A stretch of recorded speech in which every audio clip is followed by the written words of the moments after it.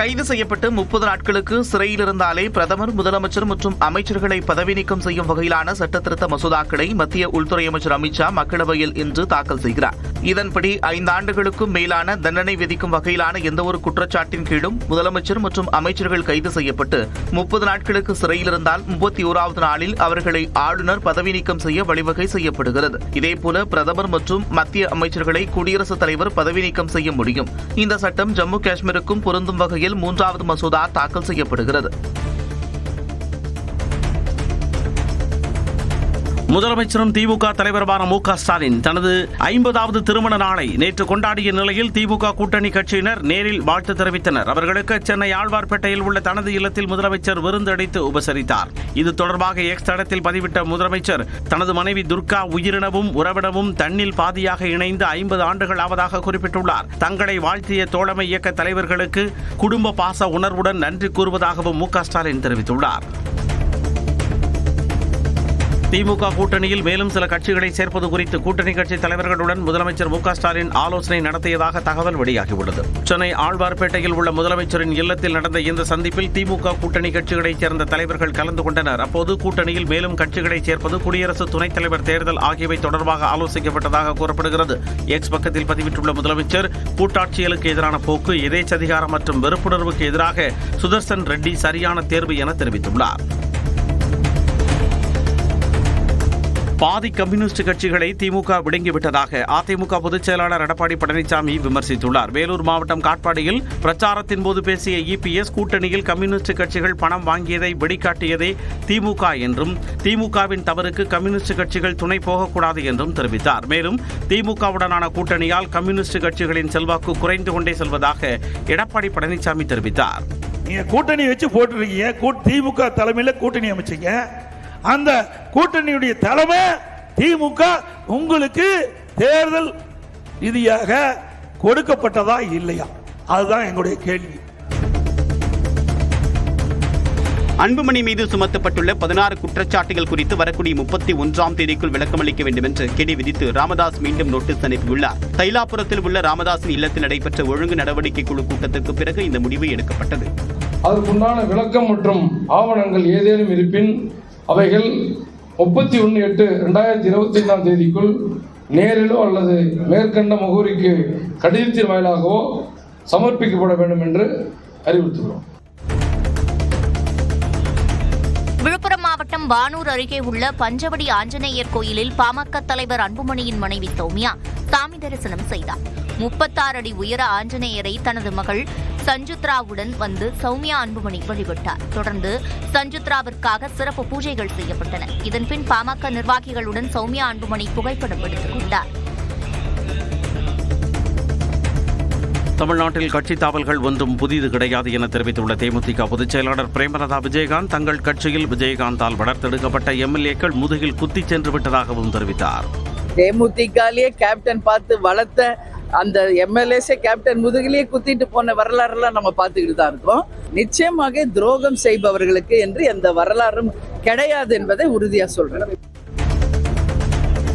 மயிலாடுதுறை அருகே உள்ள குத்தாலத்தில் பரப்புரை மேற்கொண்ட தேமுதிக பொதுச் செயலாளர் பிரேமலதா விஜயகாந்த் ஏழை எளிய மக்கள் 100 பேருக்கு காய்கறி தொகுப்பு வழங்கினார். அப்போது ஏராளமான பெண்கள் பிரேமலதா விஜயகாந்துடன் புகைப்படம் எடுத்துக் கொண்டனர். அப்போது ஒரு பெண்மணி பிரேமலதாவின் கன்னத்தை வாரி கொஞ்சினார்.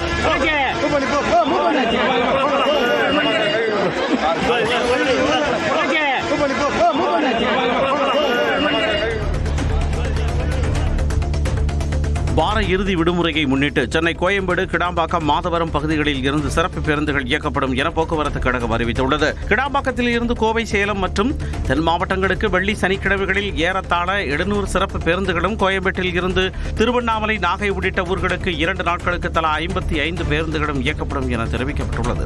பயணிகள் கூட்ட நெரிசலை தவிர்க்க www.tnstc.in மற்றும் மொபைல் ஆப் மூலம் முன்பதிவு செய்யுமாறு போக்குவரத்து கழகம் அறிவுறுத்தியுள்ளது.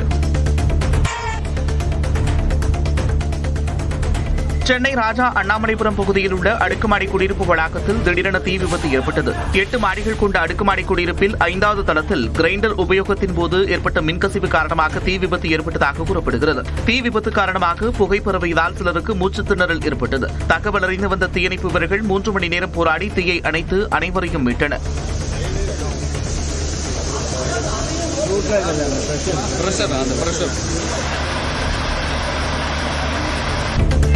தங்கச்சி மடத்தில் மீனவர்கள் ரயில் மறியல் போராட்டத்தில் ஈடுபட்டதால் பரபரப்பு ஏற்பட்டது. மத்திய மாநில அரசுகளே மீனவன் மடியில பாடு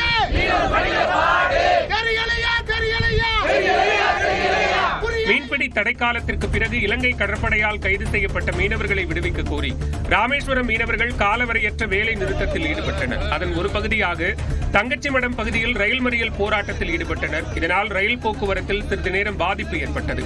மாவட்ட எஸ்பி தலைமையில் காவலர்கள் பேச்சுவார்த்தை நடத்தியதை அடுத்து மறியல் போராட்டத்தை கைவிட்டு கலைந்து சென்றனர்.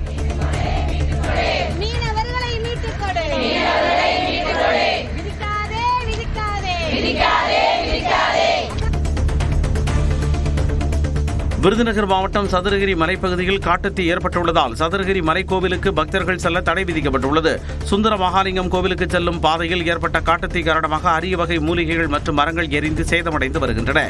இதனை அணைக்க வனத்துறையினர் தீவிரம் காட்டி வருகின்றனர். மலைக்கோவிலுக்கு காலை 6 மணி முதல் 10 மணி வரை செல்ல அனுமதி உள்ள நிலையில் அதற்கு தடை விதிக்கப்பட்டுள்ளது.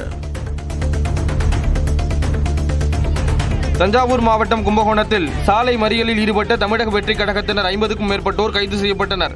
மதுரையில் தவேக மாநாடு நடைபெற இருப்பதை முன்னிட்டு கும்பகோணம் மயிலாடுதுறை சாலையில் 4 ரோடு பகுதியில் வைக்கப்பட்ட பேனர்களை மாநகராட்சி ஊழியர்கள் அகற்றினர். இதனை கண்டித்து மாவட்ட செயலாளர், நிர்வாகிகள் உள்ளிட்டோர் சாலை மறியலில் ஈடுபட்ட நிலையில் போக்குவரத்து பாதிக்கப்பட்டதால் அவர்களை காவல்துறையினர் கைது செய்தனர். திருவாரூர் மாவட்டத்தில் கோடை நெல் சாகுபடியில் நேரடி நெல் கொள்முதல் நிலையம் மூலம் 1,80,000 மெட்ரிக் டன் நெல் கொள்முதல் செய்யப்பட்டுள்ளது. இந்த ஆண்டு 60,490 ஏக்கர் பரப்பளவில் கோடை நெல் சாகுபடி நடைபெற்ற நிலையில் இதுவரை விவசாயிகளிடம் 120 மெட்ரிக் டன் நெல் கொள்முதல் செய்யப்பட்டுள்ளதாக தமிழ்நாடு நுகர்பொருள் வாணிபக் கழக முதல்நிலை மண்டல மேலாளர் புகாரி கூறியுள்ளார். இது கடந்த ஆண்டை விட 46,000 மெட்ரிக் டன் அதிகம் என்றும் அவர் கூறியுள்ளார். திண்டுக்கல் மாவட்டம் வத்தலகுண்டுவில் மதுரை செல்லும் சாலையில் இருந்த ஆக்கிரமிப்புகளை நெடுஞ்சாலைத்துறையினர் அகற்றினர். காளியம்மன் கோவில் முதல் உசிலம்பட்டி பிரிவு வரை உள்ள சாலை கடைகளின் ஆக்கிரமிப்புகளால் சுருங்கி வாகனங்கள் சிரத்துடன் செல்லும் நிலை ஏற்பட்டுள்ளது. இந்நிலையில் உயர்நீதிமன்ற உத்தரவுப்படி ஆக்கிரமிப்பாக இருந்த கடைகளின் தற்காலிக கூரைகள், விளம்பர பலகைகள், படிக்கட்டுகள், இரும்பு தடுப்புகள் போன்றவை இடித்து அகற்றப்பட்டன.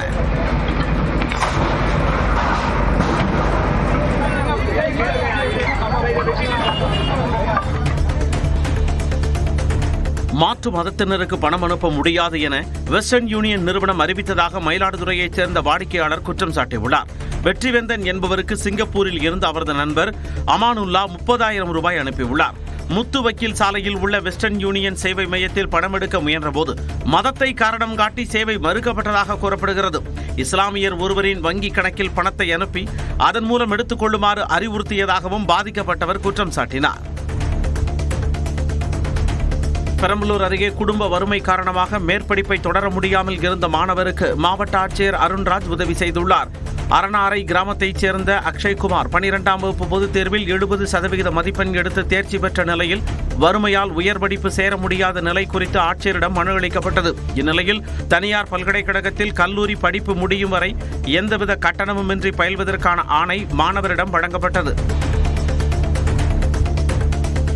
தூத்துக்குடி மாவட்டம் கோவில்பட்டி எட்டயபுரம் சாலையில் மசாஜ் சென்டர் என்ற பெயரில் பாலியல் தொழில் நடத்தியதாக 2 பேர் கைது செய்யப்பட்டனர். தகவலின் பேரில் அங்கு சோதனை நடத்திய காவல்துறையினர் பாலியல் தொழில் நடந்து வந்ததை உறுதி செய்தனர். இதையடுத்து அங்கிருந்த 3 பெண்கள் மீட்கப்பட்டனர். மேலும் பாலியல் தொழிலில் ஈடுபட்ட கதிரேசன், சூர்யா ஆகிய 2 கைது செய்யப்பட்ட நிலையில் மசாஜ் சென்டர் உரிமையாளர் பிரேம் என்பவரை காவலர்கள் தேடி வருகின்றனர். ஈரோடு மாவட்டம் ஆசனூர் தேசிய நெடுஞ்சாலை ஓரத்தில் நீண்ட நேரமாக நின்றிருந்த ஒற்றை யானையால் போக்குவரத்து பாதிக்கப்பட்டது. சத்தியமங்கலம் புலிகள் காப்பக வனப்பகுதியில் இருந்து வெளியேறிய யானை ஒன்று ஆசனூர் தேசிய நெடுஞ்சாலையில் உலா வந்தது. இதனால் வழியாக சென்றவர்கள் வாகனங்களை ஆங்காங்கே நிறுத்திவிட்டு யானை வனப்பகுதிக்கு செல்லும் வரையில் காத்திருந்தனர்.